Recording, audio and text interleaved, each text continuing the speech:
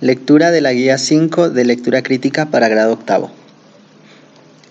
Quería ser policía. Entrevista de Popeye con la revista Bocas.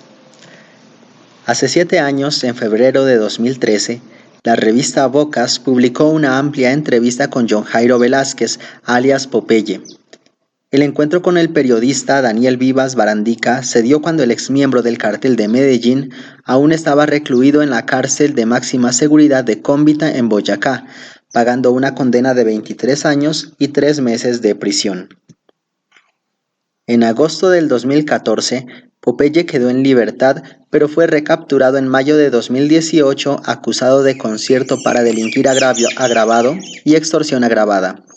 Fue enviado a la cárcel La Tramacua en Valledupar, donde un año después, en mayo del 2019, se le informó que debía responder por el asesinato de Guillermo Cano, exdirector de El Espectador. En los últimos meses, su situación de salud se agravó por un cáncer de esófago que se le descubrió ya en fase terminal, y este jueves, 6 de febrero de 2020, falleció mientras estaba internado en el Instituto Nacional de Cancerología. Aquí reproducimos la entrevista con Bocas, que se publicó originalmente en la edición 16 de la publicación. ¿Es verdad que este año sale libre? ¿Qué piensa hacer? Sí, entre julio y septiembre. Una cosa es cuando uno está aquí adentro y otra cuando ya toca el pavimento. He pensado en irme del país, pero las cosas cambian con el tiempo. Hay que esperar lo que suceda en la calle. Tengo perspectivas sencillas. Ahora quiero disfrutar de las cosas pequeñas de la vida. Tengo claro que no vuelvo a recibir un contrato para matar a alguien. ¿Cómo son sus días en la cárcel? Me levanto a las 6 de la mañana, organizo mi celdita, hago una oración, pongo a calentar el café, me pego una duchita con agüita bien fría, me preparo el desayuno y oigo noticias en la radio o me pongo a ver el noticiero. Puedo ver televisión de 6 de la mañana a 6 de la tarde. Entran los canales nacionales. Tengo un teléfono directo instalado en un costado del pabellón. Según el día, llamo a mis abogados para saber cómo va mi proceso con el juez de ejecución de penas. También hablo con mi hijo y con los pocos amigos que me quedan. Después me pongo a escribir. Aquí el enemigo más grande es la monotonía. ¿Dónde nació? Nací en Yarumal, Antioquia, un pueblito a 2 horas de Medellín, un lugar de tierra fría, conservador. Tuve una niñez un poco limitada porque el lugar es montañoso. Allá no se juega al fútbol, no se monta en bicicleta, no se hace nada. Luego, por el trabajo de mi papá, nos trasladamos a Itagüí. Allí empecé a ver el mundo, conocí gente y tuve mi primer acercamiento con la violencia, con la crudeza de una zona industrial. Años después nos fuimos a un barrio de clase media alta en Medellín. Allí me vinculé al mundo del narcotráfico. ¿Qué quería hacer cuando era niño? Oficial de policía. Luego quería ser marino. Me gustaban mucho las armas. Yo quería el mundo de las armas con la Constitución, con las fuerzas militares. No se dio y me tocó llegar a ellas por la ilegalidad. ¿Pero intentó al menos cumplir su sueño? Sí, cuando estaba en cuarto de bachillerato dejé de estudiar e ingresé a la escuela de suboficiales de la Armada en Barranquilla. Me aburrí. Yo soñaba con majestuosos navíos, pero no había nada de eso, solo unos barcos de madera decomisados a marimberos. Me retiré y me devolví a Medellín a terminar el colegio. Luego me fui para Bogotá e ingresé a la Escuela de Oficiales de la Policía Nacional General Santander, pero también me desencanté. Solo estuve 6 meses, regresé a la ciudad y me reencontré con Pinina, un amigo del barrio. Hábleme de Pinina. Pinina, John Jairo Arias Tascón, era un hombre de por ahí de unos 64 metros de altura, inteligente, muy bien presentado, tenía una cara perfecta, el pelo largo. Por eso le decían Pinina, por su parecido a la actriz argentina Andrea del Boca, que interpretaba ese papel. Nos conocimos en el barrio. Él era el hombre que tenía a Pablo Emilio Escobar Gaviria para que lo reemplazara en el cartel de Medellín y protegiera a su familia en caso de que lo mataran. Pinina murió por el bloque de búsqueda en 1990. Yo estaba con él ese día, me fui a recoger un dinero y cuando él entró a su apartamento a esperarme le cayeron. ¿Cómo fue su primer acercamiento con Pablo Escobar? Cuando me reencontré con Pinina, yo ya sabía que él pertenecía a los hombres de Pablo Escobar. Luego comencé a trabajar con un ingeniero, un señor que le decían Nandito, amigo de Gustavo Gaviria, primo del patrón. A Nandito le tocó arreglar un toro mecánico en la hacienda Nápoles. Allí fui testigo por primera vez de la vida que yo podía llegar a tener. Un año después un conocido me puso a trabajar de conductor y escolta de una niña del barrio El Poblado, Elsie Sofía. Empecé a trabajar con ella y resultó siendo novia de Pablo Escobar. ¿A qué edad comenzó a trabajar para el cartel de Medellín? Desde muy joven, a los 18 años empecé a recibir contratos, asesinatos, por parte de esta organización. Comencé a operar al lado de Pinina. Él me enseñó a trabajar. Después me dejaron caminar solo, a tirar operativos tan grandes como el secuestro del señor Andrés Pastrana, a ser la cabeza de acciones como el secuestro y posterior asesinato del procurador Carlos Mauro Hoyos, a dirigir los asesinatos de personajes de la justicia de este país, a callar a más de un periodista. ¿Qué escribe? Muchas cosas. Acabé de terminar mi segundo libro. Lo vamos a presentar en la Feria del Libro de Bogotá en abril. Relata los casi 22 años que llevó preso. Escribí todas mis vivencias.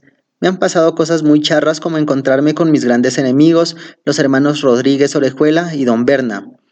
Mi celda es la 17, a él lo recluyeron en la 18. Nos comportamos como si nada hubiera pasado. Por acá también estuvieron Macaco y Rasguño. Más adelante, me gustaría escribir una novela a 4 manos con un escritor bien rankeado. No soy un buen escritor, pero soy un buen relator. ¿Por qué se convirtió Don Berna en uno de sus grandes enemigos? Don Berna era chofer de los narcotraficantes Fernando y Mario Galeano, un simple escolta de ellos. Ni siquiera llegó a conocer personalmente al patrón. Cuando matamos en la cárcel La Catedral a Fernando, el negro Galeano, Don Berna se fue para donde los hermanos Castaño a contarles lo que habíamos hecho. Desde la cárcel ordenamos atentados contra él porque nos dimos cuenta de que estaba planeando vengarse por la muerte de sus patrones, pero se nos voló a Cali con Rafael Galeano, otro de los hermanos que aún seguía con vida. Allá, con el aval de los Castaños, salió con los hermanos Rodríguez Orejuela y cogió mucho poder dentro del grupo de los Pepes, perseguidos por Pablo Escobar. ¿Por qué Pablo Escobar comenzó a ejecutar a sus socios? El patrón era socio de los hermanos Galeano y los hermanos Moncada Cuartas. Antes de entregarnos a la justicia, hicimos un acuerdo con ellos, donde se convino que a Pablo Escobar, por ser el jefe, se le iba a mantener económicamente durante su estancia en la catedral, mientras se reactivaba el narcotráfico. Es que llegamos allá y líquidos. Se pactó que todos los demás narcos siguieran traqueteando, pero debían mandarnos mensualmente $500,000. La plata llegó durante los primeros 10 meses. Al 11º mes solo mandaron 50 millones de pesos. El patrón devolvió ese dinero diciéndoles que no les estaba pidiendo limosna. Los hermanos Moncada y Galeano respondieron que no tenían ni un peso, pero el patrón sabía que ellos eran muy ricos. Dio la casualidad que ese mes un trabajador del Chopo encontró $23 millones en una caleta en el barrio San Pío de Itagüí. De una nos reportó ese dinero y lo tomamos. Fernando Galeano y uno de los Moncada, Gerardo Kiko, se dieron cuenta de que un muchacho de nosotros tenía plata y subieron a la catedral para hablar con el patrón. No se imaginaban lo que les esperaba. ¿Cómo fue la muerte de esos 2 narcotraficantes? Los hicimos entrar a la cárcel La Catedral porque afuera era más difícil matarlos. Si mandábamos a uno de los hombres a secuestrarlos, no lo podían sobornar con 100 millones para que los liberaran. Por eso el patrón dio la orden de amarrarlos, torturarlos y darles sus tiros de gracia.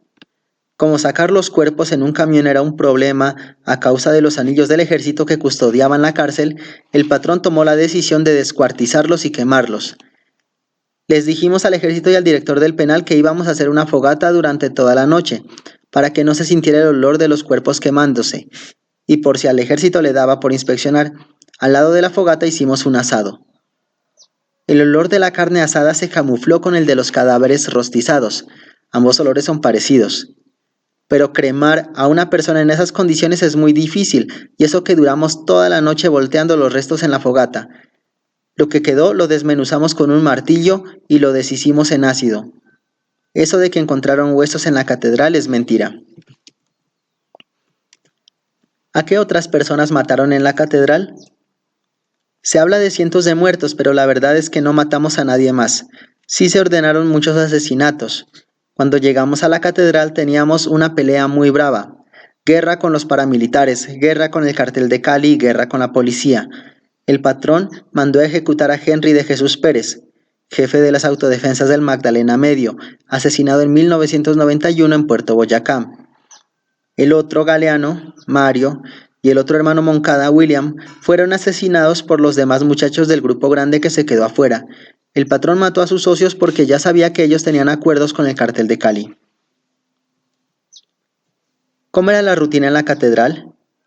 Eso allá era una parodia de cárcel. La guardia municipal eran bandidos disfrazados de guardianes del IMPEC, y la guardia que sí era del IMPEC a nivel nacional estaba en la parte externa. No teníamos contacto con ella. El último anillo de seguridad era el del ejército, pero ellos también se hacían los de la vista gorda. Quien realmente tenía el control de la seguridad en el lugar era el patrón. Esa cárcel se ganó en una guerra, por eso dejaron que tuviéramos condiciones especiales. ¿Cómo fue la relación del cartel de Medellín con el de Cali? En un principio los hermanos Rodríguez Orejuela eran amiguísimos de nosotros.